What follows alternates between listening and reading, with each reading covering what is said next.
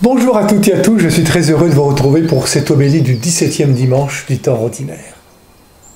Seigneur, apprends-nous à prier. Cette question ne vient pas par hasard. Elle vient d'un homme qui librement a accepté un jour de suivre Jésus, de tout quitter pour le suivre. Et dans son compagnonnage avec lui, il va découvrir progressivement la nature profonde de Jésus. Il va découvrir que Jésus n'invente pas l'itinéraire de sa vie. Il n'improvise pas ses décisions. Il ne calcule pas pour s'attirer les honneurs. Il va découvrir que Jésus est passionné par une chose, la réalisation du projet que Dieu lui a confié. Qu'il est un homme passionné à rendre visible et accessible le règne de son Père sur cette terre. Il va découvrir que Jésus se retire souvent pour prier. Il arriva que Jésus, en un certain lieu, était en prière. Alors cet homme se lance et ose la question « Seigneur, apprends-nous à prier ». Quelle que soit l'urgence des œuvres à réaliser, la détresse des malades à guérir, des pauvres à rejoindre, Jésus s'arrête, s'écarte, se retire seul pour prier. Il nous dit ainsi que pour rejoindre le cœur des hommes et des femmes qui sont l'humanité, il faut maintenir son cœur près de Dieu. C'est ça la prière. Car le ruisseau tarit s'il perd sa source. Toute vie chrétienne prend racine en Dieu et Jésus nous apprend que Dieu est Père. Quand vous priez, dites Père. Dans la prière, on s'adresse d'abord à quelqu'un. On l'appelle par son nom. Par Jésus, vous imaginez, je peux appeler Dieu Abba, Papa. Par Jésus, Dieu est accessible. Dire cela à la suite de Jésus, c'est prendre conscience de sa propre identité. Moi aussi, je suis quelqu'un. Plus encore, je suis fille ou fils. Je suis son enfant bien-aimé. Avec lui, je suis en confiance.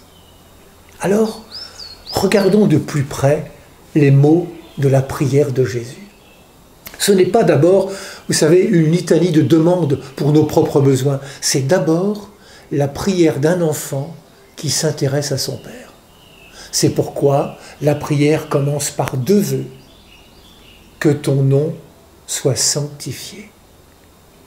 Dieu est si souvent nié, bafoué, critiqué, caricaturé, blasphémé, utilisé jusqu'à commettre des crimes en son nom, que Jésus commence par nous inviter à le respecter.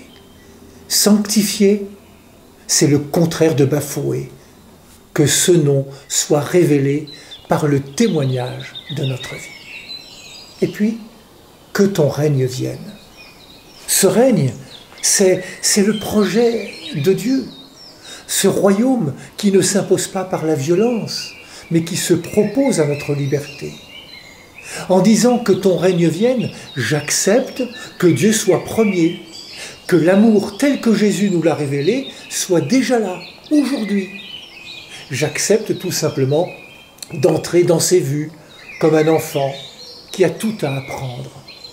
C'est pourquoi je peux dire que ton règne vienne. Maranatha, viens Seigneur, que les hommes et moi d'abord acceptent l'Évangile comme une bonne nouvelle. Les deux vœux qui ouvrent la prière de Jésus se poursuivent avec trois demandes. Trois demandes s'expriment selon les trois dimensions du temps dans lesquelles nous marchons pour arriver au Père. Le passé, le présent, le futur. D'abord le présent. Donne-nous le pain dont nous avons besoin chaque jour. Cette attitude est profondément spirituelle. Elle consiste à vivre la sobriété. Apprendre à nous contenter de ce qui nous est donné, de ce qui chaque jour nourrit notre vie. Accepter d'être fille et fils du Père en refusant de nous prendre comme propriétaires de tout. C'est savoir que tous les humains ont besoin de pain et que ce pain est tout autant la nourriture des corps et ils sont des millions aujourd'hui encore qui ne mangent pas à leur faim, que celle du cœur, ils sont des millions dans l'attente d'une vraie reconnaissance, d'une vraie considération. Ce pain, c'est le Christ Jésus qui peut combler les corps et les cœurs. Et il compte pour cela sur chacun de nous. Le passé. Pardonne-nous nos péchés comme nous-mêmes nous pardonnons à tous ceux qui ont des torts envers nous. Devant le Père, nous ne devons pas craindre de nous présenter comme nous sommes, avec notre fragilité, avec nos pauvres vies de pécheurs. Nous nous présentons en vérité, c'est-à-dire avec ce désir de nous inscrire dans une attitude de pardon. C'est la seule manière de laisser l'amour de Dieu entrer. Je me tiens à la porte et je frappe si tu m'ouvres ton cœur.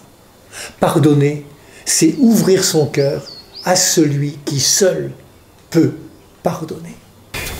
Et puis il y a le futur. Ne nous laisse pas entrer en tentation. Fais que nous n'entrions pas dans une situation où nous risquons de nous perdre. Au terme de notre prière, au moment de retourner dans le quotidien, les fils et filles que nous sommes ont peut-être peur d'eux-mêmes, de leur liberté fragile. Ils supplient le Père de les garder. Fais que nous ne donnions aucune prise au mal qui plombe l'amour dont tu nous aimes et dont tu aimes tous les hommes sans distinction. Oui, Père, que je te garde présent dans ma vie, que je t'appelle sans cesse pour me donner la force de résister, comme ton Fils Jésus qui a été tenté et que son amour filial a gardé fidèle. Souvenez-vous, Jésus n'invente pas l'itinéraire de sa vie, il n'improvise pas ses décisions, il se laisse conduire par l'Esprit Saint qui reposait sur lui le jour de son baptême dans les eaux du Jourdain. Prier, c'est se rendre disponible à l'Esprit Saint. La prière, c'est laisser Dieu être Dieu et tout nous sera donné. Bon dimanche à toutes et à tous, prenez bien soin de vous et des autres.